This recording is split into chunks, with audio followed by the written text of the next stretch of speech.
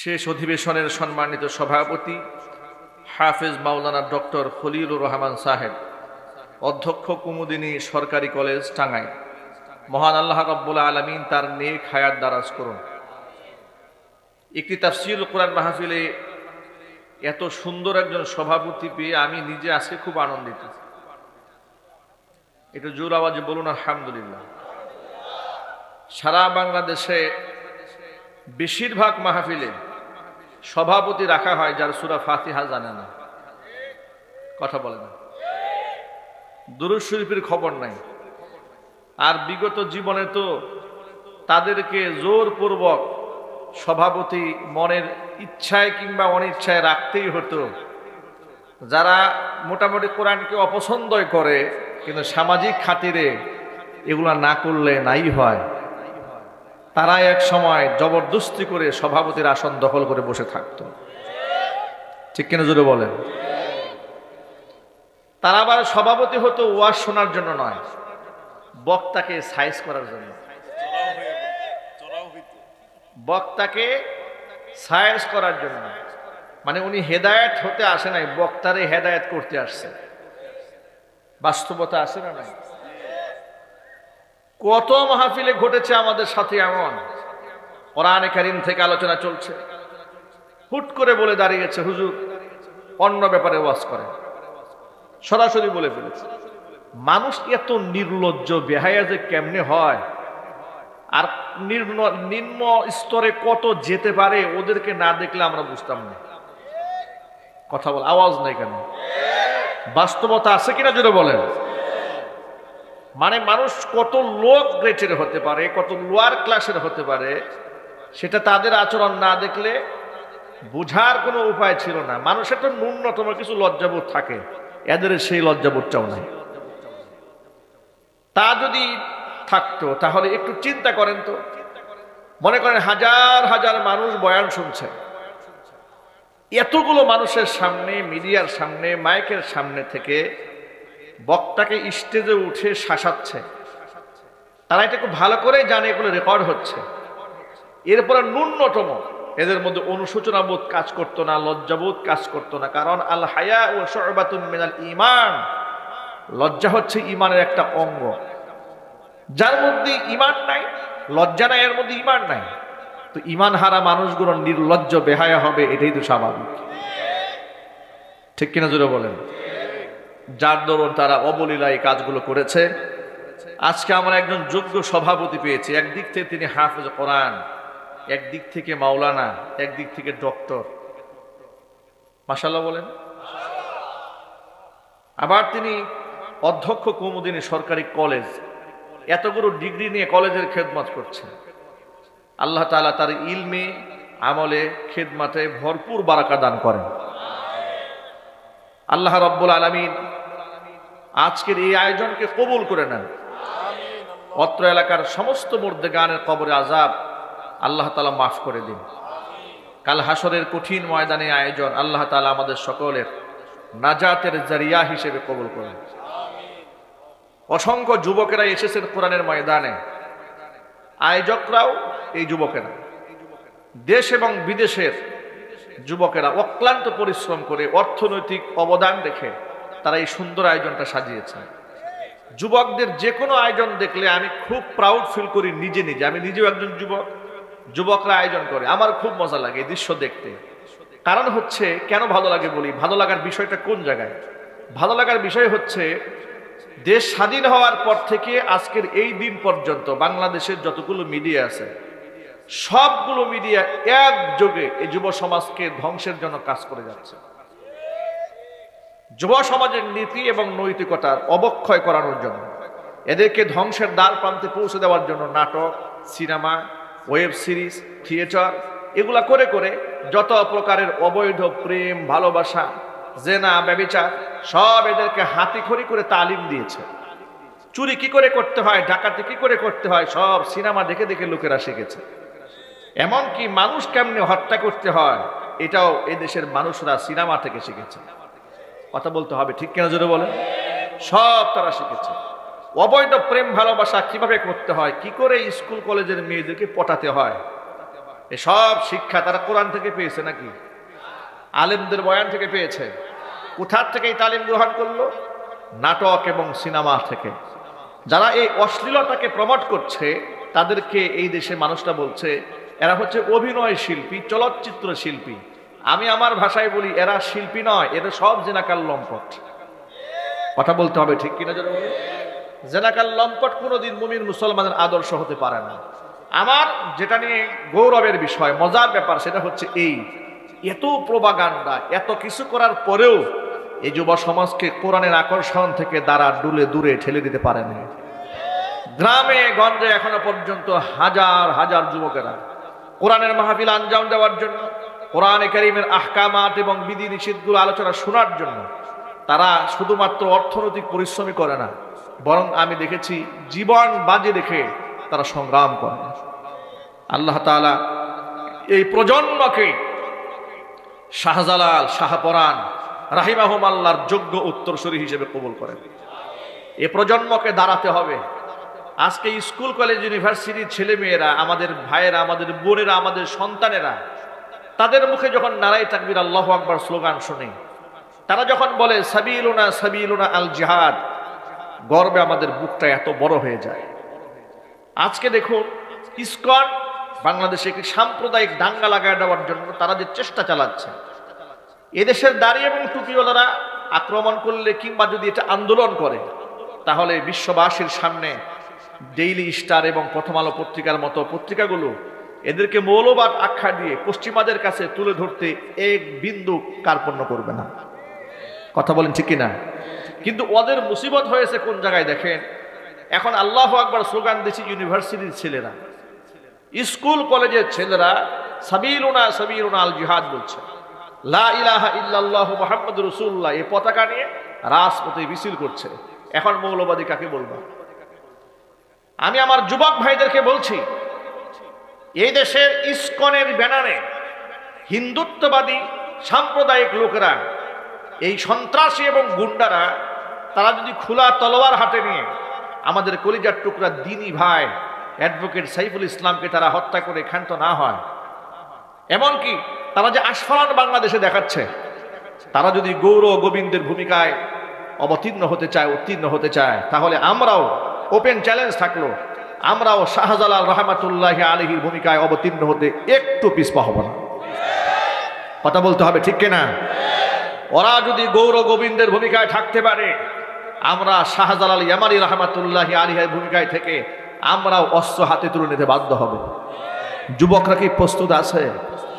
কারা কারা প্রস্তুত? দু হাত দেখতে চায়।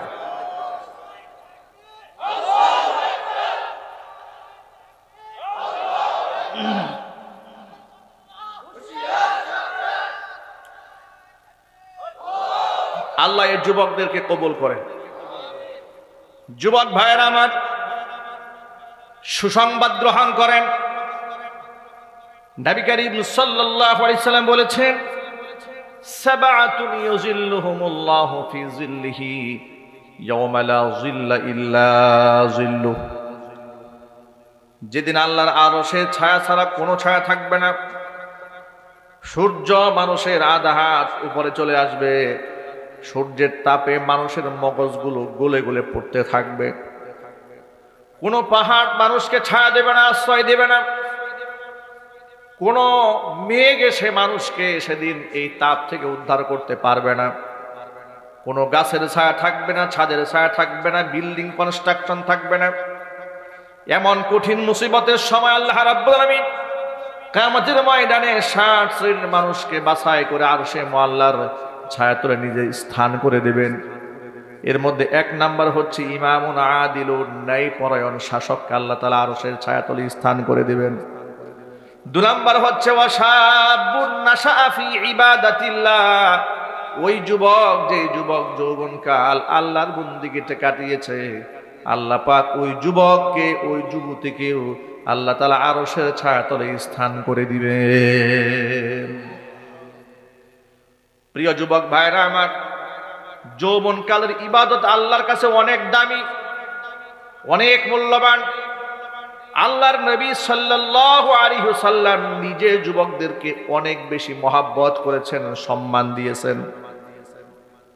তাফসিরে তাবারির মধ্যে এসেছে হযরতে জারির রাদিয়াল্লাহু তাআলা আনহু থেকে বর্ণিত একটা হাদিস। জারির ইবনে আব্দুল্লাহ আল বাজালি রাদিয়াল্লাহু তাআলা আনহু টকবগে নওজওয়ান, নবী করিম সাল্লাল্লাহু আলাইহি ওয়াসাল্লামের রুমের মধ্যে একদিন তিনি প্রবেশ করেছেন, অন্যান্য সাহাবীরাও ঢুকেছিলেন। রুমটা অনেক বেশি প্রশস্ত না হওয়ার কারণে সাহাবায়ে কেরাম জায়গা নিয়ে একেবারে চাপাচাপি করে তারা বসে পড়েছেন। জারির ইবনে আব্দুল্লাহ আল বাজালি দাঁড়িয়ে আছেন।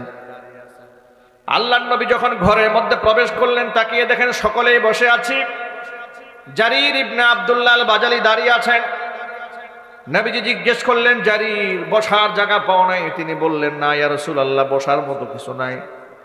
সাথে সাথে নবীজি সাল্লাল্লাহু আলাইহি ওয়াসাল্লাম নিজের গায়ের চাদরটা খুলে হযরতে জারিরের দিকে নিক্ষেপ করলেন। জারিরকে ডেকে বললেন, ইজলিস আলা হাদা, জারির তুমি এই চাদরখানার উপরে বসো। একজন নওজওয়ান মুসলিমকে আল্লাহর নবী সাল্লাল্লাহু আলাইহি ওয়াসাল্লাম কত সম্মান দিয়েছেন লক্ষ্য করেন। নিজের গায়ের চাদর দিয়েছেন হযরতে জারিরকে বসার জন্য। হযরতে জারির রাদিয়াল্লাহু তাআলা আনহু আল্লাহর নবীর চাদরখানা নিয়ে চুমু খেতে থাকলেন আর চোখে আর মুখের মধ্যে লাগাতে থাকলেন।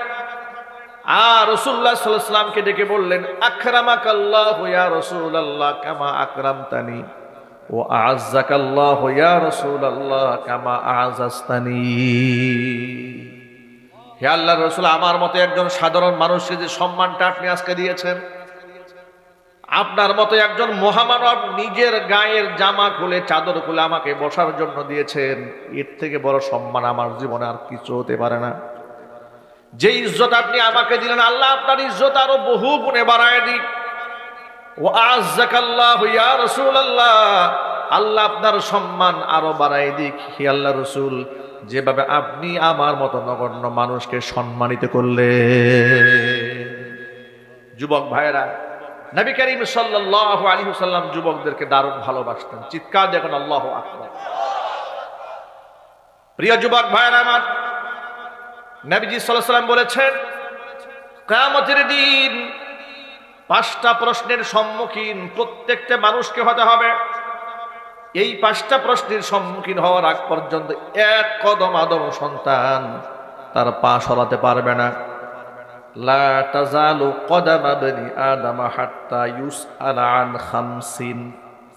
আদম সন্তান পা সরাতে পারবে না যতক্ষণ পর্যন্ত 5টা প্রশ্নের সম্মুখীন না হবে। 1 নাম্বার প্রশ্ন হচ্ছে ওয়া আন উমরিহি ফিমা আফনা, জীবন সম্পর্কে প্রশ্ন করা হবে, জীবন কোন কাজে ব্যয় করেছিলে।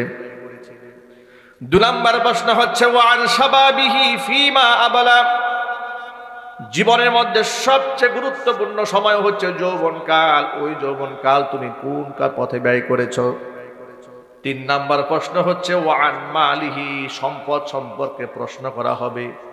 মিম্মাক্তাসাবা, এগুলা কোন উৎস থেকে তুমি উপার্জন করেছো।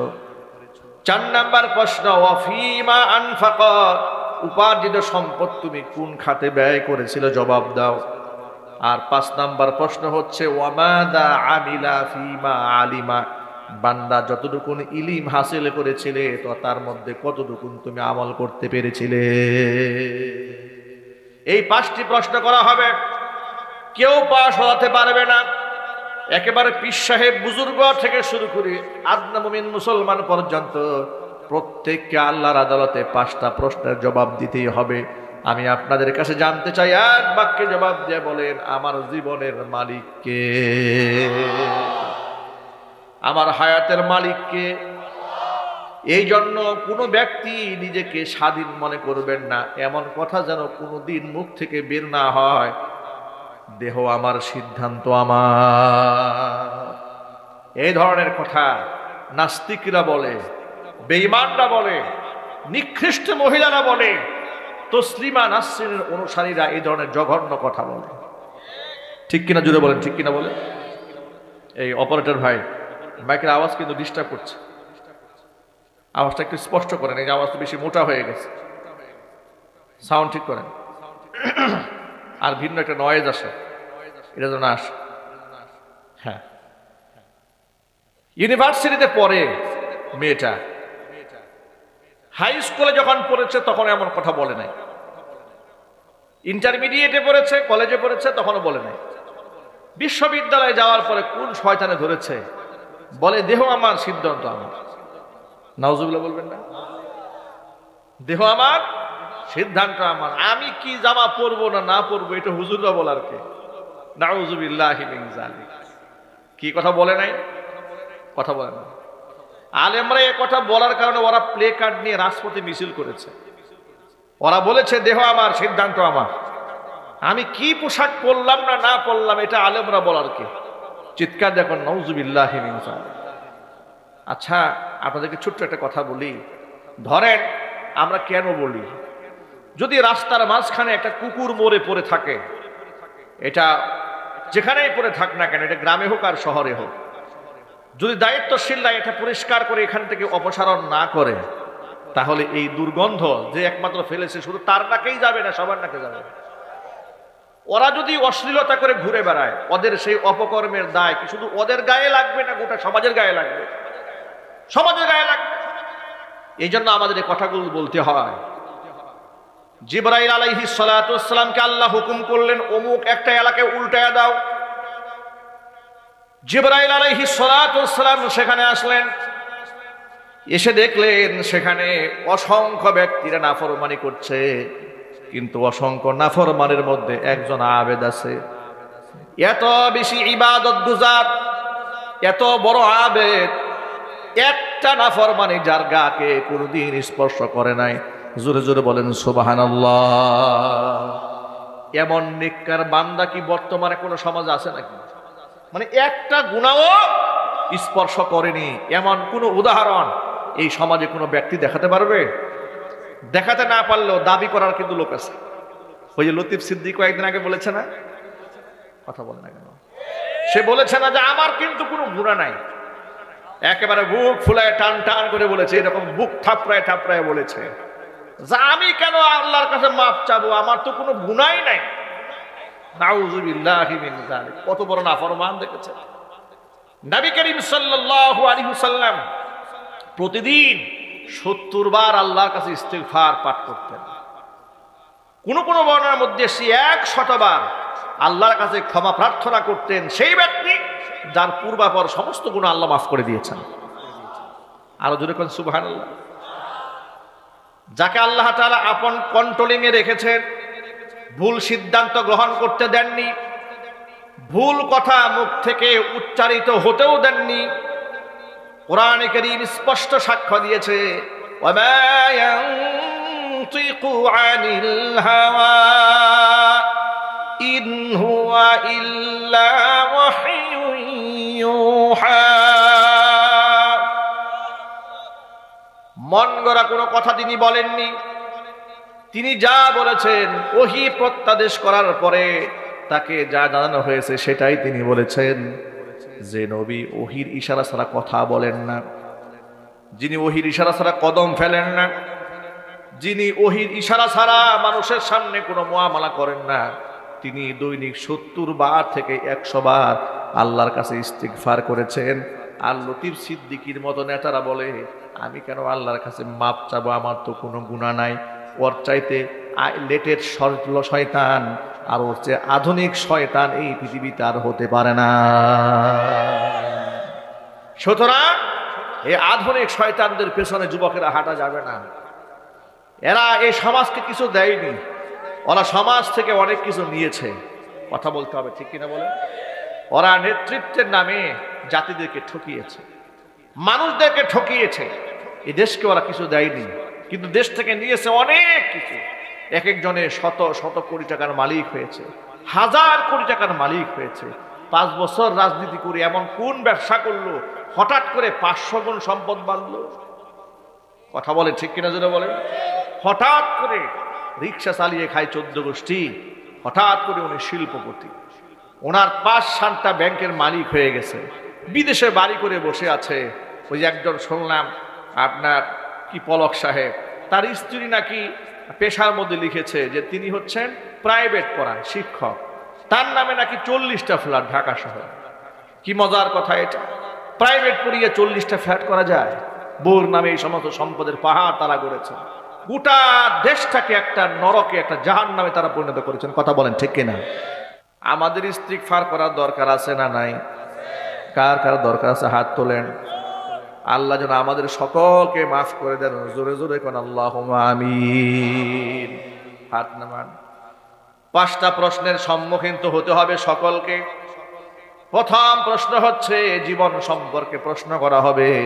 জীবন কার দেওয়া উপহার? যৌবনকালটা দান করেছেন কে? সেই যৌবনকালের হিসাব দিতে হবে কিনা জোরে বলেন। কিন্তু অবাক বিস্ময় তাকায় দেখেন যৌবনকালটা যুবকেরা কিভাবে নষ্ট করে। সবচাইতে বড় উদাসীন যৌবনকালটাতে কাটায় দেয় আমরা, ঠিক কিনা? মানুষ শারীরিকভাবে সুস্থ থাকে যৌবনকালে না বৃদ্ধকালে? যৌবনকালে মানুষ সুস্থ বেশি থাকে। নবী করিম সাল্লাল্লাহু আলাইহি ওয়াসাল্লাম বলেছেন, নি'মাতানি মাগবুনুন ফীহিমা কাসীরুম মিনান নাস, আস-সিহহাতু ওয়াল ফারাগ। 2টা নিয়ামতের ব্যাপারে মানুষ বড় উদাসীন। একটা নিয়ামত হচ্ছে তার সুস্থতার নিয়ামত, আরেকটা হচ্ছে তার অবসর সময়ের নিয়ামত। এই 2টা নিয়ামতকে মানুষ কোনো দাম দেয় না, কদর করে না। অথচ মুসা আলাইহিস সালাতু ওয়াস সালাম আল্লাহকে ডেকে একদিন জিজ্ঞেস করলেন, রব্বুল আলামিন, তুমি যদি বান্দা হতে আর আমি যদি তোমার রব হতাম, তুমি আমার কাছে কি চাইতে? আল্লাহ রাব্বুল আলামিন বলেন, মুসা রে, আমি যদি বান্দা হতাম, তুমি যদি রব হতে, তোমার কাছে সর্বপ্রথম আমি সুস্থতার নিয়ামতটা চেয়ে নিতাম। যুবকেরা আমার, যৌবনকালে শরীর সুস্থ থাকে, টকবগে নওজোয়ান। এই শারীরিক সক্ষমতা ইসলামের পক্ষেও আপনি লাগাতে পারেন, ইসলামের বিপক্ষেও কাজে লাগাতে পারেন। কিন্তু সমাজের অধিকাংশ যুবকেরা ইসলামের বিপক্ষেই কাজে লাগায়। কথা বলতে হবে ঠিক কিনা? বুড়া বয়সে আফসোস করে কোনো লাভ হবে না যুবকেরা। একটু সাহাবায়ে কেরামের জীবনের দিকে তাকান। আব্দুল উজ্জা নামক এক ব্যক্তি, টকবগে নওজোয়ান, বয়স তার 20 বছর। মক্কা থেকে মদিনায় যাওয়ার পরে একটা পাহাড়িয়া এলাকা পরে, এলাকার নাম হচ্ছে জাবালে খাদরা, ইতিহাসের পাতায় এসছে। ওই এলাকাতেই তিনি বসবাস করতেন। শিশুকালেই তার বাবা মারা গিয়েছিল, যার দরুন আপন চাচা তাকে লালিত পালিত করে বড় করেছে। এখন আপন চাচা তাকে বড় করেছে, নিজের একেবারে সন্তানের মতো করে তাকে লালিত পালিত করেছে।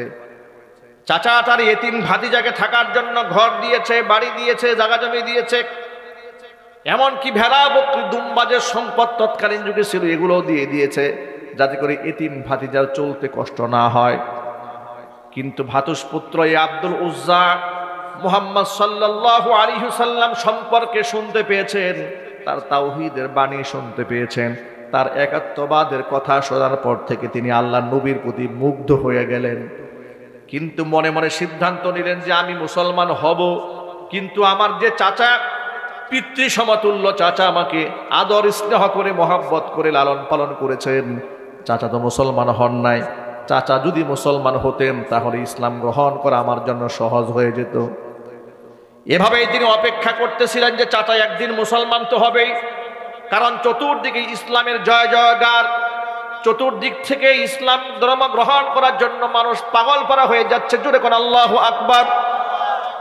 মানুষের আকর্ষণ ব্যাপক হারে ইসলামের প্রতি লক্ষ্য করা যাচ্ছে। এই জন্য ভাতিজা অপেক্ষায় আছেন, নিশ্চয় আমার চাচাও একদিন কালেমা পড়ে মুসলমান হবেন, আমিও ইসলামের ঘোষণা করব।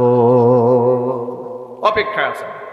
অপেক্ষা করতে করতে অপেক্ষার ধৈর্যের বাঁধ ভেঙে গেল। কেন ভাঙলো? এটার কারণ আছে। ইতোমধ্যে তিনি শুনতে পেলেন মুহাম্মদ সাল্লাল্লাহু আলাইহি ওয়াসাল্লাম হিজরত করে মক্কা ছেড়ে মদিনায় চলে গেছেন। এমনকি মক্কা থেকে অজস্র সাহাবীরা, মুহাজিরেরা ঘর ছেড়ে, বাড়ি ছেড়ে, পরিবার ছেড়ে রওনা হয়েছে মদিনার দিকে। এই কথা শোনার পরে, এই কথা এই যুবক, বয়স মাত্র 20 বছর, বয়স কত বলেন তো? 20 বছর, একেবারে টকবকা নওজোয়ান, বিবাহ শাদী হয় নাই, সিঙ্গেল মানুষ। আল্লাহর রসুলের প্রতি এত বেশি তার ভক্তি আর শ্রদ্ধা ভালোবাসা, মনে মনে সিদ্ধান্ত নিলেন সবাই যেহেতু রওনা হয়েছে মদিনার উদ্দেশ্যে, আমিও রওনা হয়ে যাব, আমিও ইসলাম ধর্ম গ্রহণ করে রাসূলুল্লাহর সান্নিধ্যে চলে যাব। কিন্তু কিভাবে যাবে? এই জন্য তিনি প্রথমত চাচাকে বললেন, চাচাজি মুহাম্মদ সাল্লাল্লাহু আলাইহি সাল্লামের নাম তো শুনেছেন নিশ্চয়ই। তিনি বলেন, অবশ্যই শুনেছি। তিনি যে এক আল্লাহর কথা বলেন, তাওহীদের কথা বলেন, এটা আপনার কাছে কেমন লাগে? চাচা বলল, ভাতিজা এটার মানে কি? ভাতিজা বলল, চাচা জি আমার কাছেও তো তাই মনে হয়। এই সমস্ত শত সহস্র দেব দেবী যেগুলার পূজা আমরা করি, আমার কাছে মনে হয় এগুলা আমাদের রব হতে পারে না। আমাদের রবকে জোর আওয়াজে বলেন। আমার তো তাই মনে হয় আমাদের রব আল্লাহ রাব্বুল আলামিন। কারণ নিজ হাতে মূর্তি বানিয়ে তাকে রব মানার কোনো প্রয়োজন হয় না। সুতরাং আমার কাছেও সেটাই সঠিক মনে হয় যেটা মুহাম্মদ রাসূলুল্লাহ সাল্লাল্লাহু আলাইহি সাল্লাম বলেন। চাচা আপনি কি কালিমা পড়ে মুসলমান হবেন? চাচা বলল, ভাতিজা তোমার সাহস কম না? আমার খেয়ে আমার পরে আমার দেওয়া কাপড় চোপড় পরে তুমি আমাকে বলো ধর্মান্তরিত হওয়ার কথা? এত বড় দুঃসাহস তোমার কে দিয়েছে? ভবিষ্যতে এমন শব্দ যদি তোমার মুখ থেকে কোনোদিন শুনি, তোমাকে আমি যা দিয়েছি সব কিছু কিন্তু আমি ছিনায় নেব। আব্দুল উজ্জা বললেন, চাচাজি যদি তাই হয় তাহলে আপনি আমাকে যা দিয়েছেন আজকে আপনাকে সাক্ষী রেখে বললাম, আপনার সব সম্পদ আপনাকে ফিরাই দিলাম, আর আপনার সামনে ঘোষণা দিয়ে দিলাম, লা ইলাহা ইল্লাল্লাহু মুহাম্মাদুর রাসূলুল্লাহ সাল্লাল্লাহু আলাইহি ওয়াসাল্লাম। কালিমার ঘোষণা দেওয়ার সাথে সাথে চাচাজি রাগে গুসা একেবারে ফুঁসে উঠেছে। বলল, তোমার এত বড় দুঃসাহস, তোমার আমার মুখের সামনে এত বড় অবমাননা! ধর্মান্তরিত হলে আবার আমার সম্পদগুলো ফিরিয়ে দেওয়ার মতো দুঃসাহসিকতা দেখালে এত বড় সাহস তোমার কোথায় হলো? তোমার গায়ের যে জামা পরনের লুঙ্গি এটাও কিন্তু আমার টাকায় কেনা। বড় বড় কথা বলো। গায়ের যে জামা আছে এটাও আমার টাকায়, পরনে যে লুঙ্গি এটাও আমার টাকায়, এটা খোলো।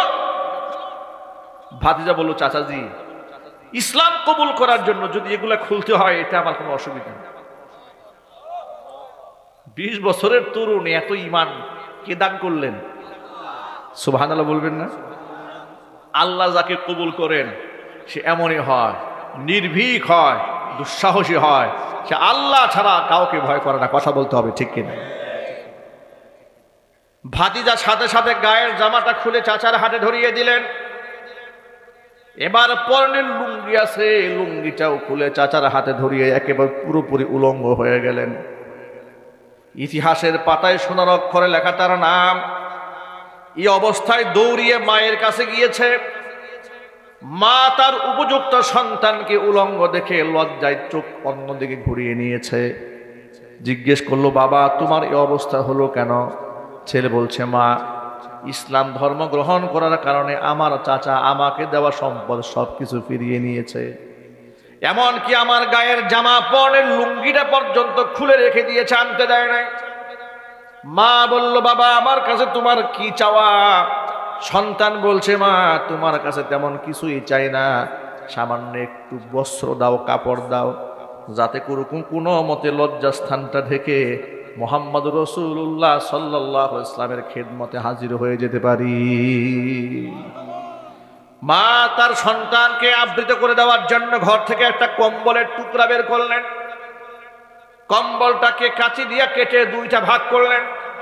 একটা ভাগ দিয়ে তিনি লজ্জাস্থান আবৃত করলেন, আর একটা ভাগ দিয়ে তিনি দেহকে কোনো মতে ঢাকলেন। এবার নবী করিম সাল্লাল্লাহু আলাইহি সাল্লামের সান্নিধ্য পাওয়ার জন্য সুদূর মদিনাতুল মুনাওয়ারা রওনা হয়ে গেলেন। লম্বা পথ পরিক্রমা পাড়ি দেওয়ার পরে বাবে জিবরিল দিয়ে মসজিদে নববীর মধ্যে তিনি ঢুকলেন। আসহাবুস সুফফার সদস্যরা যেখানে বসে আছেন সেখানে গিয়ে তাদের পাশে 8-60 হয়ে বসে থাকলেন তিনি। নবী করিম সাল্লাল্লাহু আলাইহি ওয়াসাল্লাম যখন হুজরা খানার মধ্যে আসলেন আর মসজিদে নববীর মধ্যে ঢুকলেন, দেখলেন একটা ইয়াং ছেলে একেবারে জীর্ণ শীর্ণ অবস্থায় ধুলোমলিন চেহারা নিয়ে বসে আছে। নবী করিম সাল্লাল্লাহু আলাইহি ওয়াসাল্লাম জিজ্ঞেস করলেন, তোমার নাম কি? কে তুমি? তোমার এই অবস্থা কেন? বললেন, ইয়া রাসূলুল্লাহ আমার নাম আব্দুল উজ্জা। ইসলাম ধর্ম গ্রহণ করার কারণে আজকে আমার এই পরিণতি হয়েছে। আমি কিন্তু একেবারে গরিব মানুষ ছিলাম না, বেশ সম্পদের মালিক ছিলাম, কিন্তু আমার চাচা ইসলাম ধর্ম গ্রহণ করার কারণে সবকিছু ছিনিয়ে নিয়েছে। আল্লাহর হাবিব বললেন, তোমার নাম আব্দুল উজ্জা নয়, তোমার নাম এখন থেকে আব্দুল্লাহ। নবীজি সাল্লাল্লাহু আলাইহি সাল্লাম নাম পরিবর্তন করে দিলেন।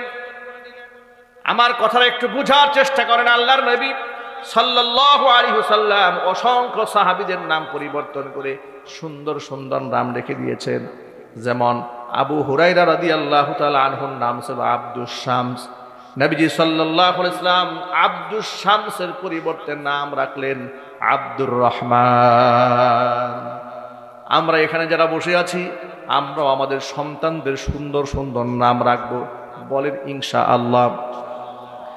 আবু দাউদ শরীফের হাদিসের মধ্যে এসেছে, আল্লাহর রাসূল বলেছেন, ইন্নাকুম তুদআউনা ইয়াউমাল কিয়ামাতি বিআসমাইকুম ওয়া বিআসমাই আবাইকুম ফাআহসিনু আসমাআকুম। কিয়ামতের দিন তোমাদেরকে তোমাদের রবের পক্ষ থেকে ডাক দেওয়া হবে, তোমাদের নিজেদের নাম ধরে এবং তোমাদের পিতাদের নাম ধরে ডাক দেওয়া হবে। ফাআহসিনু আসমাআকুম, অতএব সুন্দর সুন্দর নাম রেখো, যাতে করে এত অগণিত মানুষের ভিড়ে তোমার নামটা নিলে তুমি সম্মানিত বোধ করো। আমরা কিন্তু অনেকাংশে অনেক জায়গায় দেখেন নামের ব্যাপারটা খুব অবহেলার সাথে রাখা হয়, ঠিক কিনা জোরে বলেন? এটা আগে অবহেলা বেশি হয়েছে, ইদানিং কিছুটা সচেতনতা তৈরি হচ্ছে আলহামদুলিল্লাহ। অনেক জেনারেল শিক্ষিত ভাইরা বোনেরা আমাদের কাছে ফোন দিয়ে সন্তানদের সুন্দর সুন্দর নাম চান, এটা আমার কাছে খুব ভালো লাগে। আল্লাহ তাআলা যেন আমাদের সন্তানদের উত্তম নাম রাখার তৌফিক দান করেন। সকলে জোরে বলেন আল্লাহুম্মা আমিন। কথা প্রসঙ্গে ছোট্ট আরেকটা কথা বলি, কিয়ামতের দিন দেখা হবে নিজের নাম সাথে কার নাম? কথা বলে না কেন? নিজের নামের সাথে কার নাম? বাবার নাম না মায়ের নাম?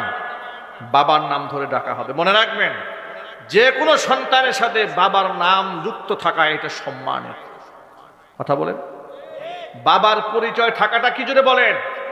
সম্মানের। আর বাবার নাম না থাকাটা অসম্মানের। পশ্চিমারা বাবার নাম দেয় না। ওদের দেশের স্কুলে কলেজে ইউনিভার্সিটিতে ভর্তি হতে গেলে সন্তানের সাথে নামে দিতে হয় মায়ের নাম।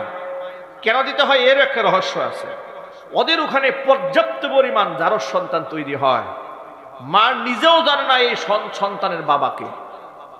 যার দরুন এই সন্তান যখন বড় হতে থাকে, তখন তো কারণ ফ্রি সেক্সের দেশ, একাধিক পুরুষের সাথে যৌন মিলন করেছে, বয়ফ্রেন্ডের সাথে করেছে, স্বামীর সাথে করেছে, ঘৃণার সাথে করেন নাউযুবিল্লাহি।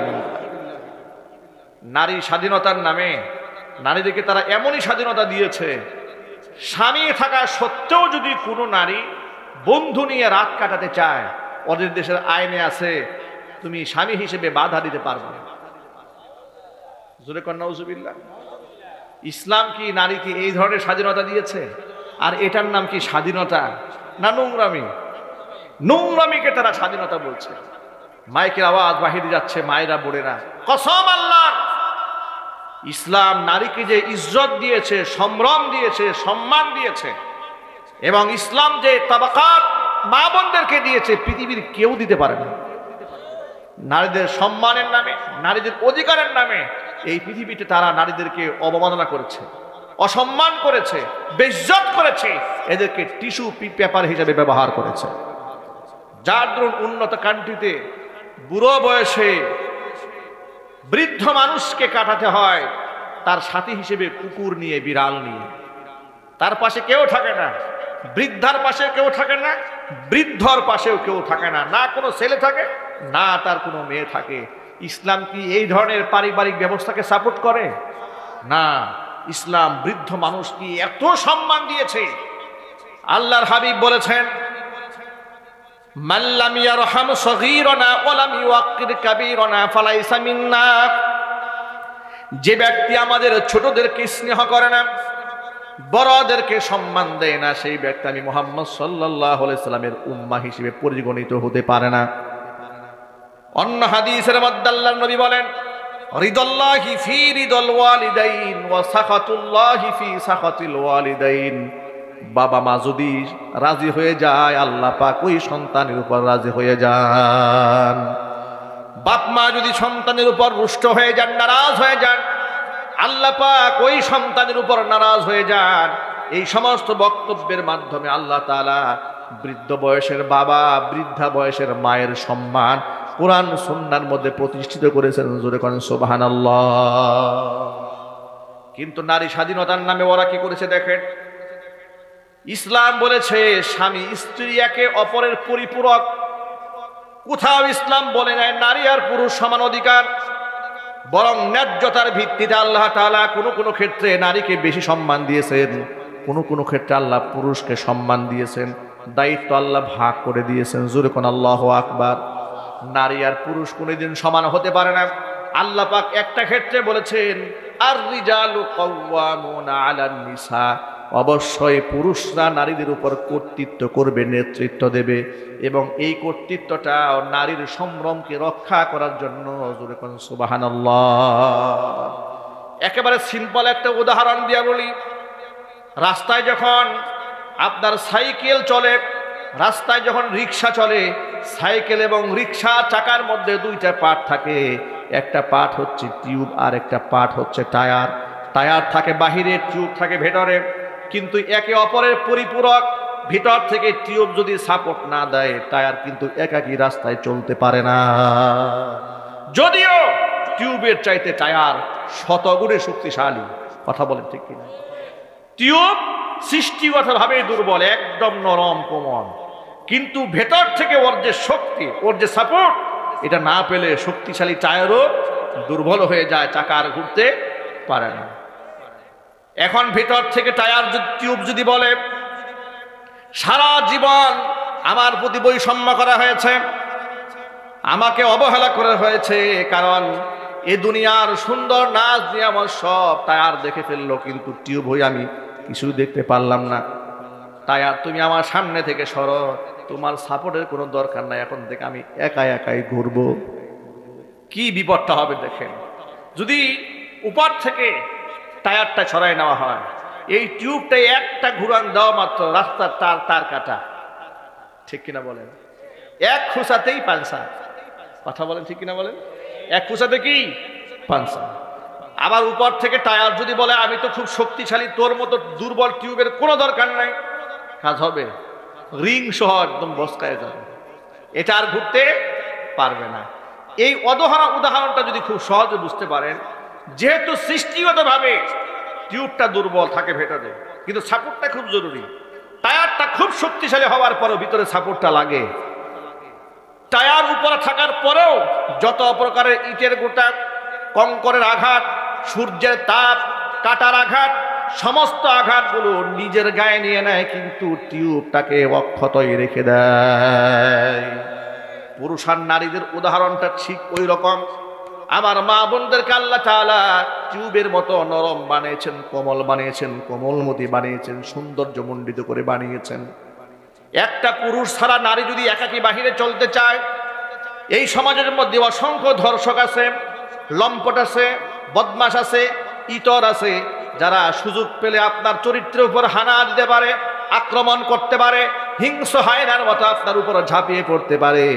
এই জন্য পুরুষকে টায়ারের ভূমিকায় থেকে আপনার নিরাপত্তার জন্য আল্লাহ তাআলা পুরুষকে আপনার উপর দায়িত্ব দিয়ে দিয়েছেন। জোরে কোন সুবহানাল্লাহ। টায়ার যেমন টিউবকে সংরক্ষণ করে, পুরুষও নারীকে সংরক্ষণ করে। চিল্লায় বলেন আল্লাহু আকবার। এখানে বৈষম্য করা হয়নি, নারীর সতীত্বের হেফাজত করা হয়েছে। এক্ষেত্রে ছোট্ট একটা মাসালা বলে দিই, আপনাদের মনে রাখবেন। আপনারা বলেন তো, সফর পরিমাণ দূরত্ব অর্থাৎ ৭৭.৫ কিলোমিটার বা ৪৮ মাইলের দূরত্ব একজন পুরুষ একাকী সফর করতে পারবে, শরীয়তে তা এলাও আছে।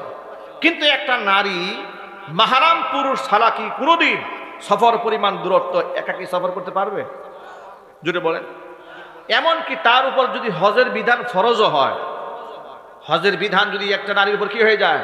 ফরজ হয়ে যায়। মানে সে যদি সামর্থ্যবান হয়, টাকা পয়সার মালিক হয়, যে সে এখন বিমান ভাড়া দিয়ে হজে যেতে পারবে, এর পরেও যদি তার মাহরাম পুরুষ না থাকে, প্রয়োজনে সে বদলি হজ করাবে, কিন্তু মাহরাম ছাড়া গায়রে মাহরামের সাথে হজও করতে যাবে না, উমরাও করতে যাবে না। এই ক্ষেত্রে অনেক ট্রাভেলস মালিকরা অসৎ পথের সন্ধান খুঁজে কিছু পয়সার জন্য।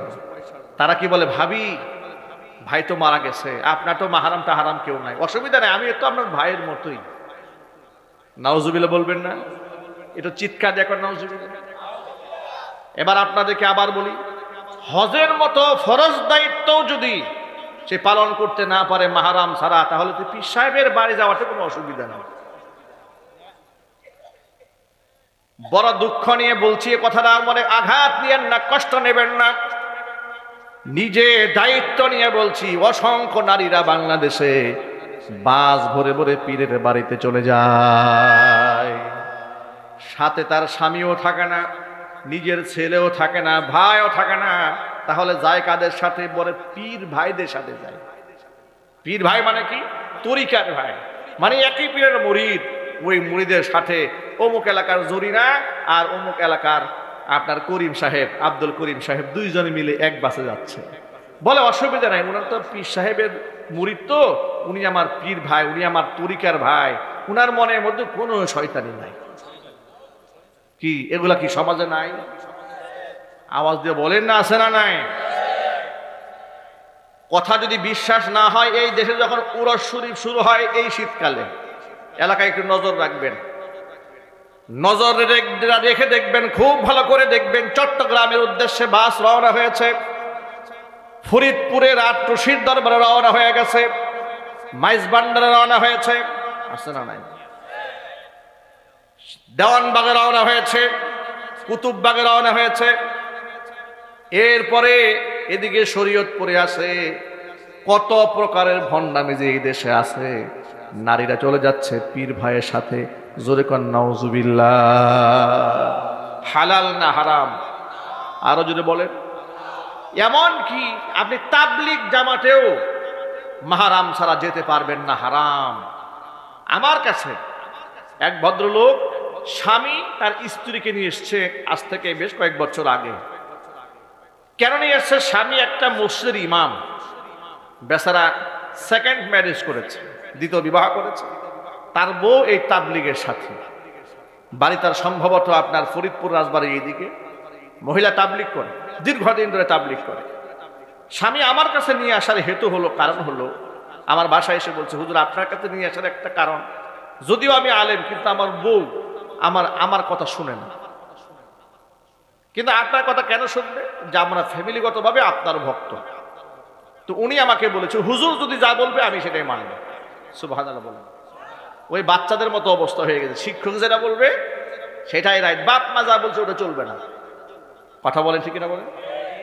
বাচ্চাদেরকে শিশু বাচ্চাদেরকে শিক্ষকরা যদি বলে সকালবেলা চন্দ্র ওঠে আর রাতের বেলায় সূর্য ওঠে, বাচ্চারা বলবে এইটাই রাইট, ঠিক কিনা? এই জন্য বাচ্চাকে কোথায় দিচ্ছেন, কার কাছে যাচ্ছে, কে পড়াচ্ছে, তার নীতি নৈতিকতা কেমন, এটা দায়িত্বশীল গার্জিয়ান হিসেবে এটা আমাদের সচেতন থাকতে হবে। আল্লাহ কবুল করেন। যে কথা বলতে চাচ্ছিল মূল পয়েন্টে আসি। উনি বলছেন যে হুজুর আমার বউ তাবলিগ করে, বেশ ভালো কাজ। আমি তাকে বললাম, নিশ্চয় আপনি যা করছেন অত্যন্ত ভালো কাজ করছেন, তালিম, তরবিয়ত, গাশত, ইশকাল, তাশকিল সব ভালো জিনিস, আলহামদুলিল্লাহ, আল্লাহ যেন কবুল করেন। কিন্তু এই মহিলা, ভদ্র মহিলা, তিনি বলছেন যে হুজুর আমি অনেক সময় রাজবাড়ি থেকে ঢাকায় একাকি চলে আসি। কার সাথে আসেন? বলে কেউ থাকে না, তখন আমরা কয়েকজন বান্ধবী মিলে জামাত বানাই, জামাত বানিয়ে আমরা চলে যাই। আপনি এই ফতুয়া পাইলেন কি? বান্ধবী মা বানিয়ে যে যাত্রা করলেন, এই রাইট আপনাকে কে দিয়েছে? আপনি দ্বীনি কাজের আড়ালে বদ্দিন তরিকায় দিনের কাজ করলে এর মধ্যে হেদায়েতের নূর থাকবে না, শয়তান ঢুকে যাবে। কথা বলেন ঠিক কিনা বলেন? আপনি মহিলা, শুধু মহিলারা এই সফর পরিমাণ দূরত্বে শত শত কিলোমিটার জার্নি করলেন, আপনার স্বামী কোথায়? বলে আমার স্বামীর তো প্রয়োজন হয় না, আমি তো আগে থেকেই করি। আমি আগে থেকেই করেছেন, ভুল করেছেন, এখন থেকে আপনাকে সঠিক পথে চলতে হবে। স্বামী ছাড়া, এমনকি নিজের সরাসরি সন্তান ছাড়া, আপন ভাই ছাড়া, আপন ভাতুষপুত্র ছাড়া, আপন ভাগিনা ছাড়া, এক কথা যারা মাহারাম, যাদের সাথে আপনার বিবাহ হারাম, তাদের সঙ্গ দেওয়া ছাড়া, এমন পুরুষ ব্যক্তি ছাড়া একটা মহিলা সফর পরিমাণ দূরত্বে তার জন্য যাওয়া হারাম, হারাম এবং কবিরা গুনাহ। এই মাসলা মনে থাকবে তো ইনশাআল্লাহ? হজের সফর যেটা ফরজ, যেটা আদায় না করলে আল্লাহ নবী বলেন আমি জানি না। হজ ফরজ হওয়ার পরেও যারা হজ করলো না, এভাবে মারা গেল, আমি জানি না আমা তায়াহুদিয়ান আও নাসরানিয়ান, সে কি ইহুদি হয়ে মারা গেল না খ্রিস্টান হয়ে মারা গেল, আমি নবীজি সেটা বলতে পারবো না। কল্পনা করা যায় যে হজের সফর না করলে, হজ না করলে সামর্থ্য যদি থাকে, ইহুদি হয়ে মরল না খ্রিস্টান হয়ে মরল আমি জানি না। এমন গুরুত্বপূর্ণ সফরের ক্ষেত্রে শরঈ মাসআলা হচ্ছে মাহরাম ছাড়া নারী হজে যেতে, কথা বলে না, মাহরাম ছাড়া নারী হজে যেতে পারবে না। এটা হালাল না হারাম হবে? হারাম হয়ে যাবে। ভাই এই কথাটা মনে থাকবে তো ইনশাআল্লাহ? আল্লাহ বুঝার তৌফিক দান করেন। জোরে কোন আমি। এজন্য আমার নারীদেরকে বলছি, মায়েরা বোনেরা, ইসলাম তাহলে আপনার সাথে এত বড় কেয়ারটেকার কেন দিলেন শোনেন। এখন এই দেশে তথাকথিত সুশীল এবং নারীবাদীরা বলবে তাহলে তো নারীদের ইনসাফ করা হয় নাই, তার উপর জুলুম করা হয়েছে, নারীর স্বাধীনতা খর্ব করা হয়েছে। আমি বলি আহারে পাগল, নারীর স্বাধীনতা খর্ব করা হয় নাই, বরং নারীদেরকে আল্লাহ তাআলা এমপি মন্ত্রীর মতো মর্যাদা দিয়েছে। আপনারা বলেন রাষ্ট্রের বড় কোনো প্রতিনিধি একাকী চলতে পারে? মনে করেন এখন ডক্টর মোহাম্মদ ইউনূস, উনি আপনাদের ময়মনসিংহে আসবে, কি একা একা চলে আসবে? না, তাতে গাড়ি বহর থাকে, তার এসএসএফ থাকবে, স্পেশাল সিকিউরিটি ফোর্স থাকবে, ঠিক কিনা বলেন? কেন থাকবে? এটা তার সম্মান, রাষ্ট্রের নিরাপত্তা। এই সম্মান রাষ্ট্র তাকে দিয়েছে। তো সেই ক্ষেত্রে উনি যেমন যদি বলেন যে আমার এই সমস্ত ডানে বামে সিকিউরিটির দরকার নাই, এটা যেমন পাগলামি কথাবার্তা। একটা মা, একটা বোন, তাকে এমপির চাইতে আল্লাহ পাক সম্মানিত বানিয়েছে। একাকি সেও চলবে না, তার স্পেশাল সিকিউরিটি লাগবে, সেটা হচ্ছে তার মাহরাম পুরুষ। জোরে কোন আল্লাহু আকবার। এই জন্য মায়েরা বোনেরা, যে কথা বলতে গিয়ে এত লম্বা কথা বললাম সেটা হলো পশ্চিমাদের দেশে দুনিয়াবি কিছু জিনিসকে ফলো করা যেতে পারে, যেমন তার রুট কনস্ট্রাকশন কেমন করেছে, বিল্ডিংটা কেমনে নির্মাণ করেছে, মার্কেটগুলো কিভাবে সাজিয়েছে, বৈশ্বিক জিনিস আপনি ফলো করতে পারেন, কিন্তু আদর্শ ফলো করতে পারেন না। কারণ পৃথিবীতে ইসলামের চেয়ে উত্তম আদর্শ আর হতে পারে না। কিন্তু আমাদের দেশের লোকেরা ইউরোপ আমেরিকায় গিয়ে ওই সমস্ত জিনিস ফলো করতে না পারলেও তাদের কাছ থেকে দুনিয়াবি কনস্ট্রাকশন, রাস্তাঘাট তৈরি করা, রাষ্ট্র ম্যানেজমেন্ট তৈরি করা, এই সমস্ত বিষয়কে ফলো করতে না পারলেও খুব সহজে গিয়া কয়েকটা জিনিস কবজায় নিয়ে আসে। সেটা হলো বিদেশ গিয়া দেখে মহিলারা হাফ প্যান্ট পরে। মাত্র 6 মাস আমেরিকা থাকার পরে উনি 3 পিস বাদ দিয়ে উনি হাফ প্যান্ট পরা শুরু করে দেয়, ঠিক কিনা বলেন? বিদেশ থেকে উনি আর কিছু নিয়ে আসতে পারেন, হাফ প্যান্টটা নিয়ে আসছে। বিদেশ থেকে আর কিছু নিয়ে আসতে পারেন, জিন্সের প্যান্টটা নিয়ে আসছে। বিদেশ থেকে কে কত কিছু নিয়ে আসলো, উনি মদ খাওয়া শিখে এসেছে, উনি বয়ফ্রেন্ড গার্লফ্রেন্ড কালচারটা শিখে এসছে। এর মানে পচা গান্দা জিনিস যা আছে সব দাঁড় করে নিয়ে আসছে, ভালো জিনিস যা শেখার দরকার ছিল সব রেখে আসছে। কথা বলতে হবে, ঠিক কিনা? যুবকেরা, ইসলাম দিয়েছে নারীকে সবচেয়ে উন্নত আদর্শ। জোরে করে আল্লাহু আকবার। আল্লাহ তাআলা যেন এই কথাগুলো আমার মা বোনদেরকে বুঝার তৌফিক দান করেন। জোরে করে আমিন। তাহলে যেটা বলতে চেয়েছিলাম, যেখানে সেখানে তারা যৌন সঙ্গম করার কারণে অবৈধ যারা সন্তান হয়ে গিয়েছে তাদের সমাজে, যার দরুন তাদের বাবার নাম খুঁজে তারা পায় না।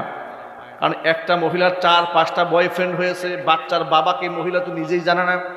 এই বাচ্চা স্কুলে যখন ভর্তি করতে দিয়েছে, এখন বাচ্চার মাকে যখন জিজ্ঞেস করা হয় ওর বাবাকে, বাচ্চার মা তো বলতে পারে না। এই জন্য রাষ্ট্র আইন করেছে বাচ্চার নামের সাথে বাবার নাম থাকার দরকার নাই, মায়ের নাম হলেই চলে। আপনারা বলেন তো, আমাদের দেশে কুকুর যখন বাচ্চা দেয়, কয়টা বাচ্চা দেয়? বিরাট ইখতিলাফ দেখা দিল, এক একজন এক এক কথা বলেছে। বলেন না একটা কুকুরে কয়টা বাচ্চা হতে পারে সর্বোচ্চ? 8টা, 6টা? আচ্ছা ধরেন 8টা 6টা যে কয়টা হোক না কেন। আচ্ছা 6টা নিয়ে 8টা নিয়ে মা যখন হাঁটে, হ্যাঁ, মা কুকুর যখন হেঁটে যাচ্ছে, আপনারা বলতে পারবেন কেউ এই অঞ্চলে মানুষ যে এগুলোর বাবাকে? কথা বলেন। মায়ের পরিচয় তো পাওয়া গেল, ঠিক কিনা বলেন? মায়ের পরিচয় পাওয়া গেল, ইনি হচ্ছেন এমন এক সম্মানিত, ইনি হচ্ছেন জনাবা কুকুরনি। তো জনাবা কুকুরনি মাকে পাওয়া গেল, কিন্তু বাবাকে ঠিকানা আছে নাই। তাহলে শুধু মায়ের পরিচয় থাকা এটা হচ্ছে কুকুরের স্বভাব, যদি বলতে হবে ঠিক কিনা বলেন। আর বাবার পরিচয় সঙ্গে থাকা এটা হচ্ছে মানুষের পরিচয়। চিল্লা এখন সুবহানাল্লাহ। আমাদের দেশে কত রকম চক্রান্ত আছে। এই যে আমরা আপনার জিপি সিম ইউজ করি, গ্রামীণ ফোন, জিপি নেটওয়ার্ক ইউজ করি না আমরা। এই গ্রামীণ ফোন তারা গত বছর মা দিবস উপলক্ষে সুন্দর একটা স্লোগান দিয়েছে। স্লোগানের আড়ালে যে কত বড় শত্রুতা আর কত বড় হিংস্র চক্রান্ত রয়েছে আপনারা কল্পনা করতে পারবেন না। সেখানে বিজ্ঞাপনে লেখা হয়েছে পরিচয় হিসেবে মায়ের পরিচয় সবচেয়ে বড়। এটা কথা শুনে আপনারা মনে করবেন বাহ, মাকে কত সম্মান দেওয়া হয়েছে। কিন্তু এ কথার আড়ালে তারা ওই আদর্শকে গ্রহণ করেছে, পরিচয় হিসেবে মায়ের পরিচয় যথেষ্ট। এ কথা যারা বলেছে এটা পশ্চিমাদের দালালি করেছে।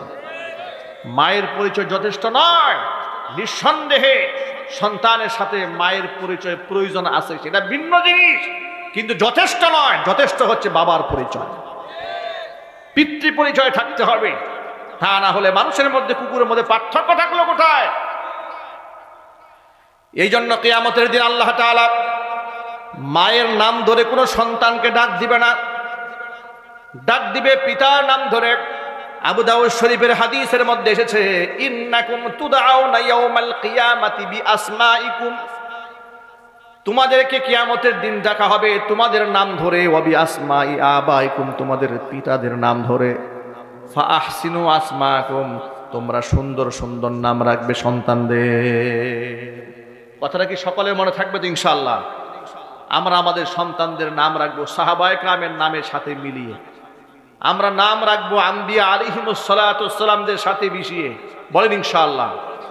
আমাদের মেয়েদের নাম রাখবো পৃথিবীর শ্রেষ্ঠ শ্রেষ্ঠ মহিলাদের নামের সাথে মিলিয়ে।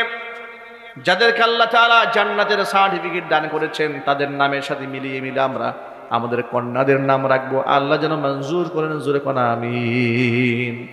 সুন্দর সুন্দর নাম রাখা রাসূল পাক সাল্লাল্লাহু আলাইহি ওয়াসাল্লামের সুন্নাত। আব্দুল উজ্জাকে আল্লাহর হাবিব বললেন, তোমার নাম এখন থেকে আব্দুল উজ্জা নয়, তোমার নাম এখন থেকে আব্দুল্লাহ। এখন সাহাবীদের মধ্যে আব্দুল্লাহ অনেকেই হয়ে গেছে। এক হচ্ছে আব্দুল্লাহ ইবনে আব্বাস রাদিয়াল্লাহু তাআলা আনহু, আব্দুল্লাহ ইবনে আব্দুর রহমান রাদিয়াল্লাহু তাআলা আনহু, আব্দুল্লাহ ইবনে আব্বাস রাদিয়াল্লাহু তাআলা আনহু। কত আব্দুল্লাহ দাঁড়িয়ে গেল। আব্দুল্লাহ ইবনে মাসউদ রাদিয়াল্লাহু তাআলা আনহু। এত আব্দুল্লাহর মধ্যে এই যে নতুন ইসলাম গ্রহণ করলেন আব্দুল্লাহ, তাকে সাহাবায়ে কেরাম কেমনে চিনবেন? এই জন্য তাকে আলাদা করে চিনার জন্য একটা লকব তারা লাগিয়ে দিলেন। নবীজি লকব লাগিয়ে দিলেন আব্দুল্লাহ যুল বিজাদাইন।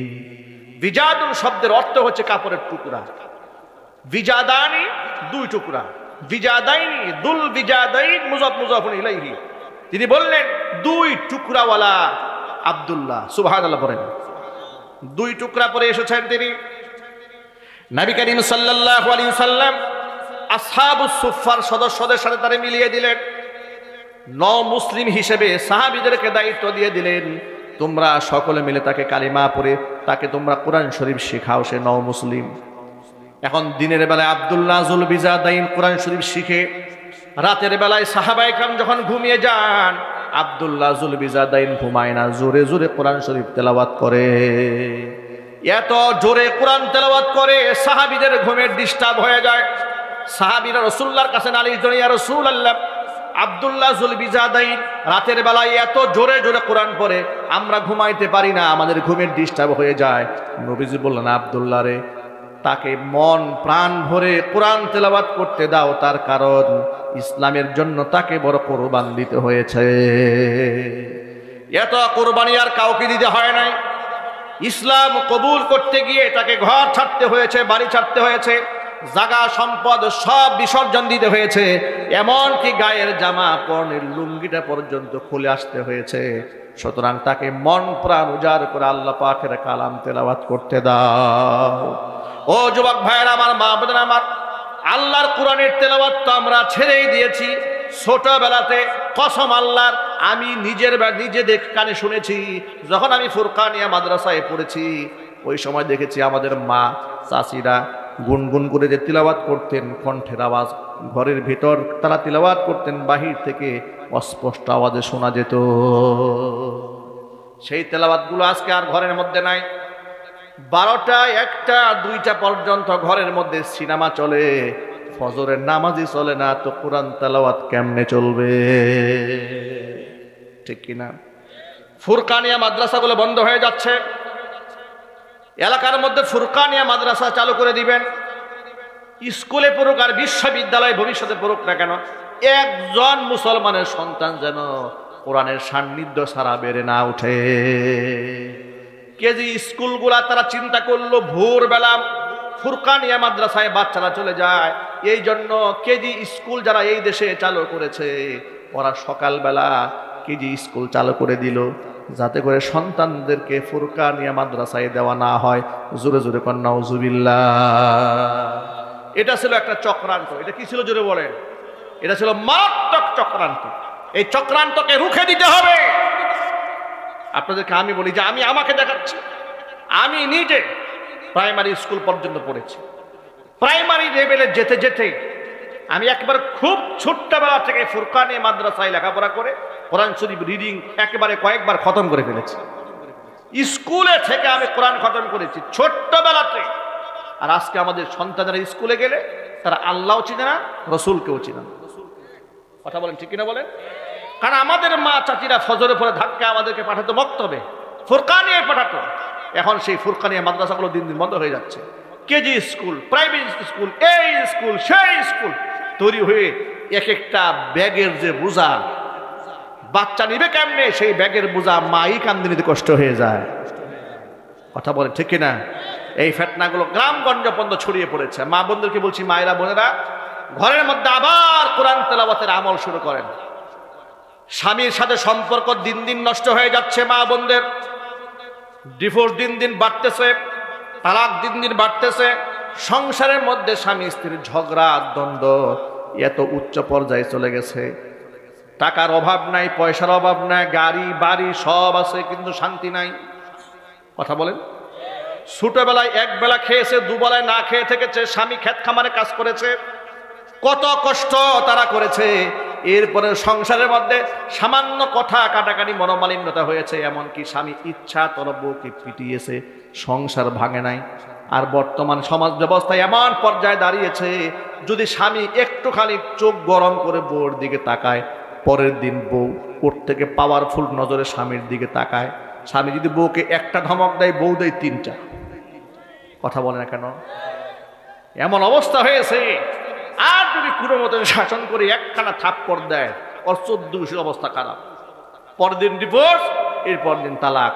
বাস, এবার সন্তান যাও একদিকে, স্বামী যাও একদিকে, স্ত্রী যাও একদিকে। এই বাস্তবতা এই সমাজে আছে না নাই? এই অশান্তির আগুন দাও দাও করে জ্বলছে।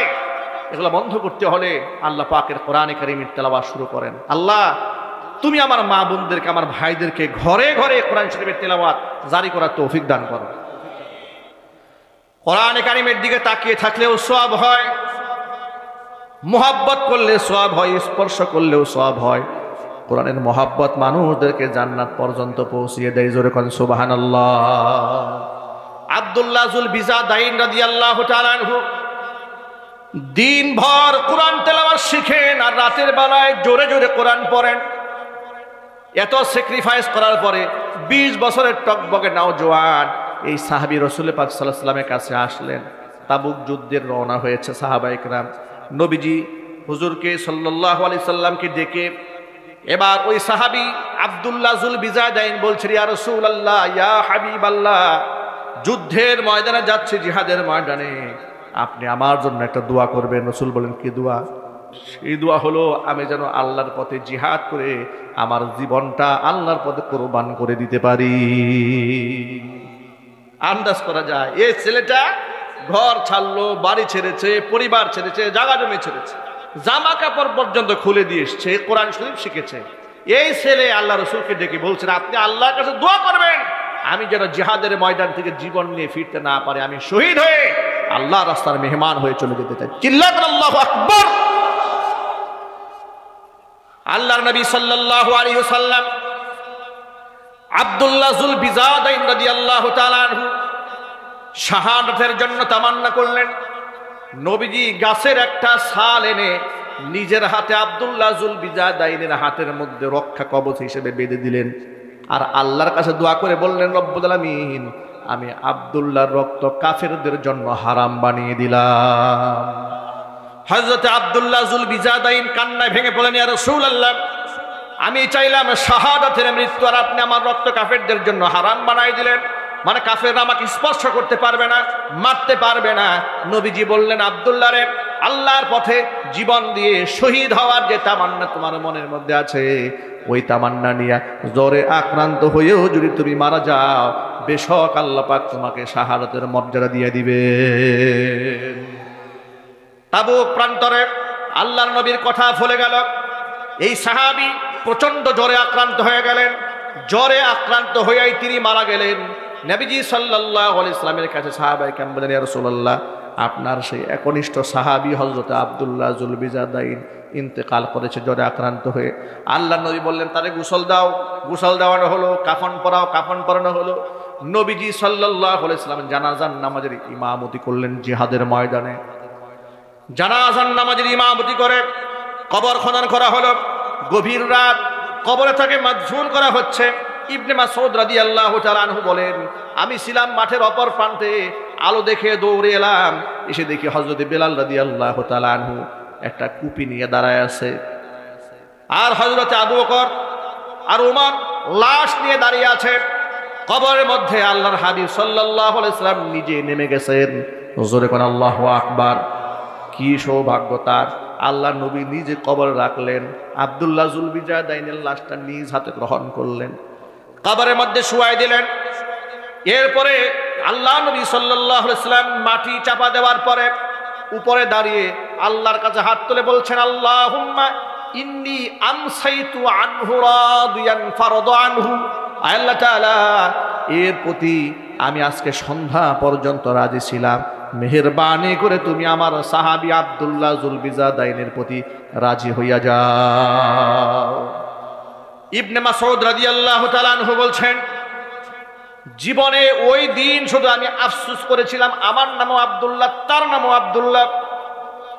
আব্দুল্লাহ যুল বিজাদাইনের ব্যাপারে রাসূলুল্লাহ সাক্ষ্য দিয়ে বলছেন, আমি তার প্রতি সন্তুষ্ট, আল্লাহ তুমি সন্তুষ্ট হয়ে যাও। আমি সেদিন মনে মনে আফসোস করে চোখের পানি ছেড়ে কেঁদেছিলাম, আহারে, আজকে যদি আব্দুল্লাহ যুল বিজাদাইনের লাশটা না হইয়া আমি আব্দুল্লাহ ইবনে মাসউদের লাশ হতো, আমার জীবনটা ধন্য হয়ে যেত। ও যুবক ভাইরা আমার, কতগুলো শিক্ষা আছে কিসাসের মধ্যে।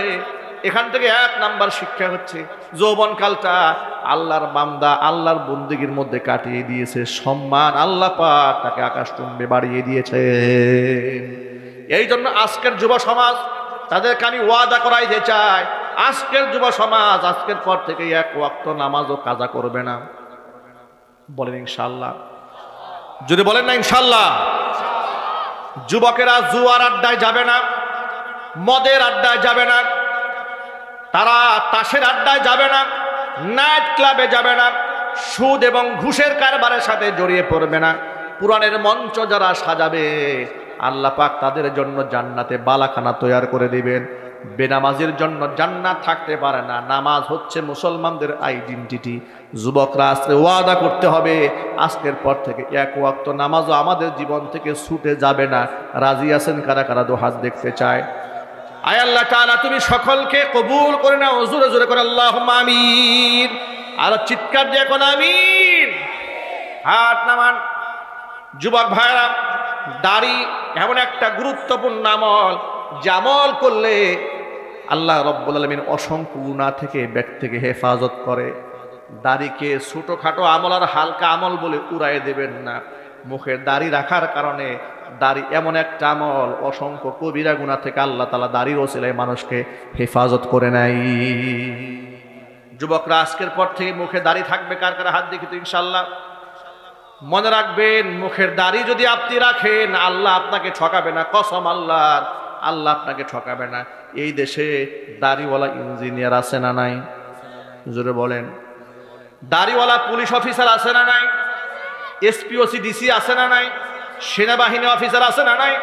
এর মানে দাড়ি পৃথিবীর কোনো কাজে প্রতিবন্ধক নয়, বরং পৃথিবীর সকল ক্ষেত্রে দাড়ি সহায়ক ভূমিকা পালন করে। এমনকি দাড়ি সম্মানের প্রতীক, ইজ্জতের প্রতীক দুনিয়া এবং আখিরাতে। যে যুবকেরা মুখে লম্বা দাড়ি রাখে তাদের প্রতি লম্পট মহিলাদের কুনজর যায় না, ঠিক কিনা বলেন?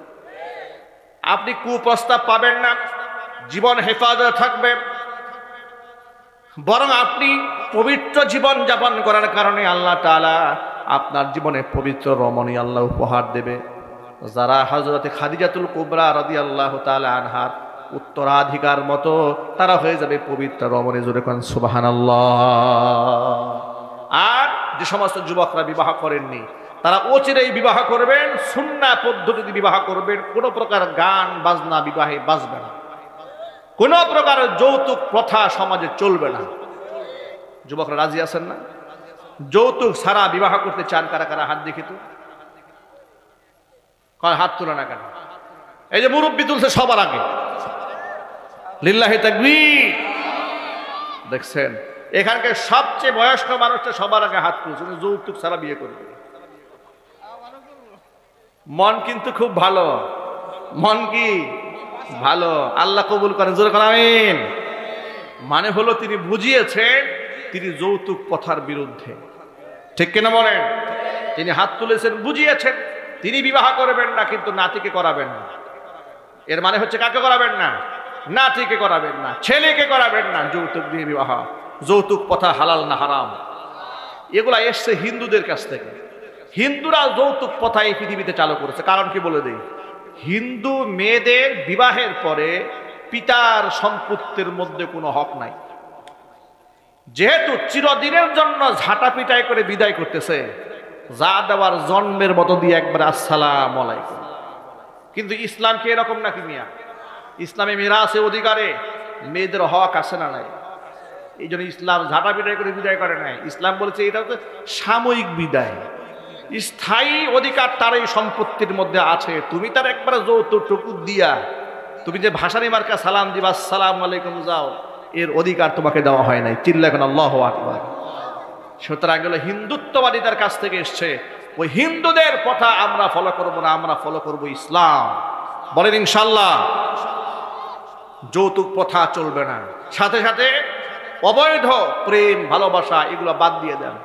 এগুলোর মধ্যে কোনো সুখ নাই, কোনো সমৃদ্ধি নাই, কোনো শান্তি নাই, কোনো ইজ্জত নাই।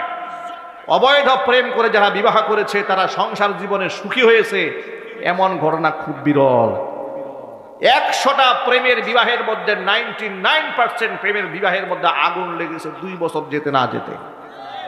এর কারণটা কি বলি আপনাদেরকে, ওরা বাপ মার চোখের পানি ঝরিয়েছে।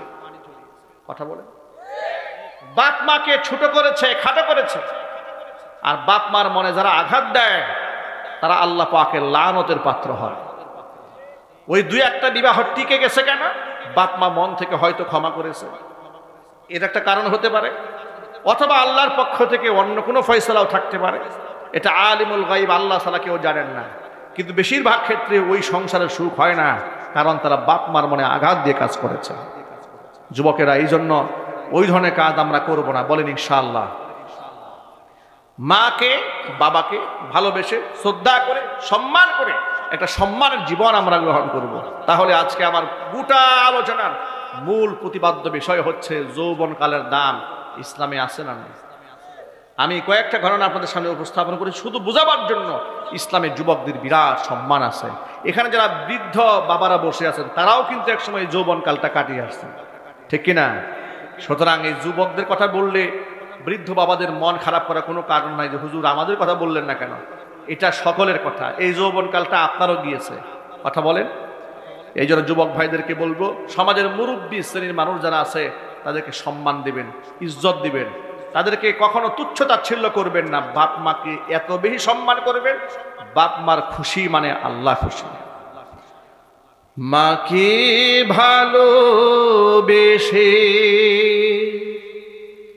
এই পৃথিবীতে হয়েছে যারা আজ ধন্য, পৃথিবীর সব সুখ আল্লাহর সন্তোষ শুধু তারই জন্য। মাকে ভালোবেসে এই পৃথিবীতে হয়েছে যারা আজ ধন্য। পৃথিবীর সব সুখ আল্লাহর সন্তোষ শুধু তারই জন্য। বায়েজিদ বুস্তামি খোদার হলো কত প্রিয়, সে যে মার ভালোবাসা দুয়ার কারণেই জেনে নিও। বায়েজিদ বুস্তামি খোদার হলো কত প্রিয়, সে যে মার ভালোবাসা দুয়ার কারণেই জেনে নিও। মার ভালোবাসা পেলে খোদার রহম মেলে, মার ভালোবাসা পেলে খোদার রহম মেলে। হবে তুমি জগৎ অনন্য, পৃথিবীর সব সুখ আল্লাহর সন্তোষ শুধু তারই জন্য। মাকে ভালোবেসে এই পৃথিবীতে হয়েছে যারা আজ ধন্য। পৃথিবীর সব সুখ আল্লাহর সন্তোষ শুধু তারই জন্য। মন থেকে আমরা মাকে ভালোবাসবো, বাবাকে মহব্বত করবো। আল্লাহ তাআলা আমাদের সকলকে যে আলোচনাগুলো আপনাদের সামনে উপস্থাপন করেছি আমল করার তৌফিক দান করেন। সকলেই জোরে বলেন আল্লাহুম্মা আমিন।